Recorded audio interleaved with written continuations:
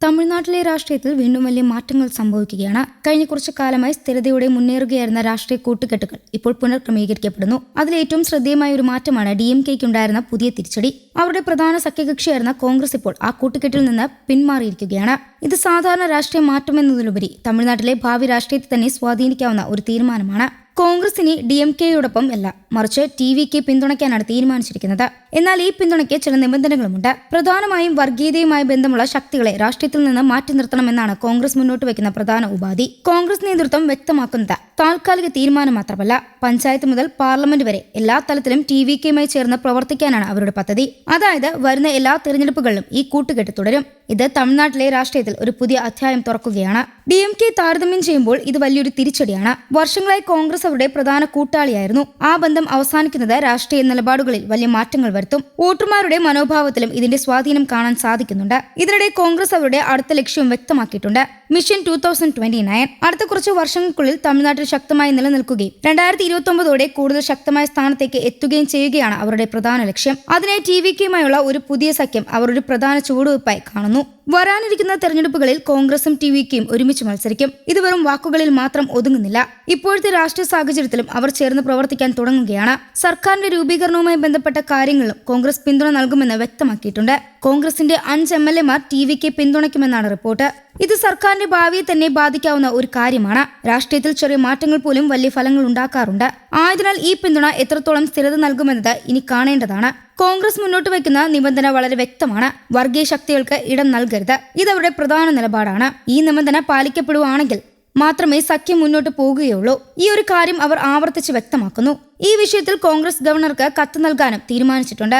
രാഷ്ട്രീയ നീക്കങ്ങൾ ഔദ്യോഗികമായി മുന്നോട്ട് കൊണ്ടുപോകാനുള്ള ഒരു ഭാഗമായാണ് ഇത് കണക്കാക്കപ്പെടുന്നത്. കോൺഗ്രസ് നേതാവ് പ്രവീൺ ചക്രവർത്തി ഈ വിഷയത്തിൽ തന്റെ നിലപാട് തുറന്നു പറഞ്ഞിട്ടുണ്ട്. അദ്ദേഹത്തിന്റെ വാക്കുകൾ പ്രകാരം തമിഴ്നാട്ടിൽ വീണ്ടും കാമരാജ ഭരണകാലത്തിന്റെ മൂല്യങ്ങൾ തിരിച്ചു കൊണ്ടുവരാനാണ് ലക്ഷ്യം. ലളിതവും ജനകീയമായ ഭരണമാണ് അവർ ആഗ്രഹിക്കുന്നത്.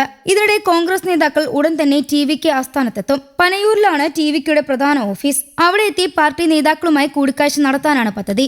ഈ കൂടിക്കാഴ്ചകൾ ഭാവി രാഷ്ട്രീയ നീക്കങ്ങൾ കൂടുതൽ വ്യക്തതയോടെ മുന്നോട്ട് പോകാൻ സഹായിക്കും. മറ്റൊരു പ്രധാന കാര്യം മറ്റു പാർട്ടികളുടെയും നിലപാടുകളാണ്.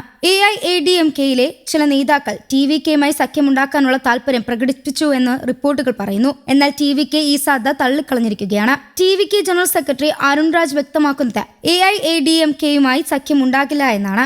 അതായത് അവർ ഇപ്പോൾ കോൺഗ്രസുമായുള്ള ബന്ധം കൂടുതൽ ശക്തമാക്കാനാണ് ശ്രദ്ധ കേന്ദ്രീകരിക്കുന്നത്. ഇതെല്ലാം ചേർന്നപ്പോൾ തമിഴ്നാട്ടിലെ രാഷ്ട്രീയ ചിത്രം വളരെ വേഗത്തിൽ മാറുകയാണ്.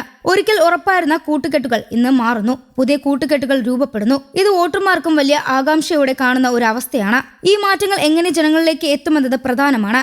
സാധാരണ ആളുകൾക്ക് വേണ്ടത് സ്ഥിരതയും നല്ല ഭരണവുമാണ്. പാർട്ടികൾ മാറിയാലും ജനങ്ങളുടെ പ്രതീക്ഷകൾ മാറുന്നില്ല. ആയതിനാൽ പുതിയ സഖ്യങ്ങൾ ഈ പ്രതീക്ഷകൾ നിറവേറ്റുമോ എന്നത് ചോദ്യമാണ്. DMKയ്ക്ക് ഇപ്പോൾ വലിയ വെല്ലുവിളിയാണ് മുന്നിൽ. പഴയ കൂട്ടാളികളെ നഷ്ടപ്പെടുന്നത് എളുപ്പത്തിൽ കൈകാര്യം ചെയ്യാൻ പറ്റാത്ത കാര്യമാണ്. എന്നാൽ രാഷ്ട്രീയത്തിൽ ഇത്തരത്തിലുള്ള മാറ്റങ്ങൾ സാധാരണമാണ്. അതിനെ എങ്ങനെ നേരിടും എന്നത് പ്രധാനപ്പെട്ടതാണ്. കോൺഗ്രസ് മറുവശത്ത് ഒരു പുതിയ വഴിയിലേക്ക് നീങ്ങുകയാണ്. പഴയ ബന്ധങ്ങൾ വിട്ട് പുതിയ കൂട്ടുകെട്ടുകൾ സൃഷ്ടിച്ച് മുന്നേറുകയാണ്. ഇത് വിജയത്തിലേക്ക് നീങ്ങുമോ എന്നത് സംശയം പറയേണ്ടതുണ്ട്. TVKയ്ക്ക് ഇത് വലിയൊരു അവസരമാണ്. ഒരു ദേശീയ പാർട്ടിയുടെ പിന്തുണ ലഭിക്കുന്നത് അവരുടെ ശക്തി വർദ്ധിപ്പിക്കും. ഇത് അവരുടെ രാഷ്ട്രീയ നിലപാട് കൂടുതൽ ഉറപ്പാക്കാൻ സഹായിക്കും. ഇങ്ങനെ തമിഴ്നാട്ടിലെ രാഷ്ട്രീയം ഇപ്പോൾ തിരിമറിയുടെ ഘട്ടത്തിലാണ്. അടുത്ത മാസങ്ങളും വർഷങ്ങളും വളരെ നിർണായകമായിരിക്കും. ഒരു പുതിയ കൂട്ടുകെട്ടുകൾ എത്രത്തോളം വിജയകരമാകും എന്നത് ജനങ്ങൾ എങ്ങനെ പ്രതികരിക്കും ഇവയെല്ലാം ശ്രദ്ധിക്കേണ്ട കാര്യങ്ങളാണ്. ഒരു കാര്യം ഉറപ്പാണ്, തമിഴ്നാട്ടിലെ രാഷ്ട്രീയം ഇനി പഴയതുപോലെ തുടരില്ല. പുതിയ സമവാക്യങ്ങൾ, പുതിയ സഖ്യങ്ങൾ, പുതിയ പ്രതീക്ഷകൾ ഇവയെല്ലാം ചേർന്ന് ഒരു പുതിയ കഥ എഴുതുകയാണ്. News desk Kerala Kaumudi.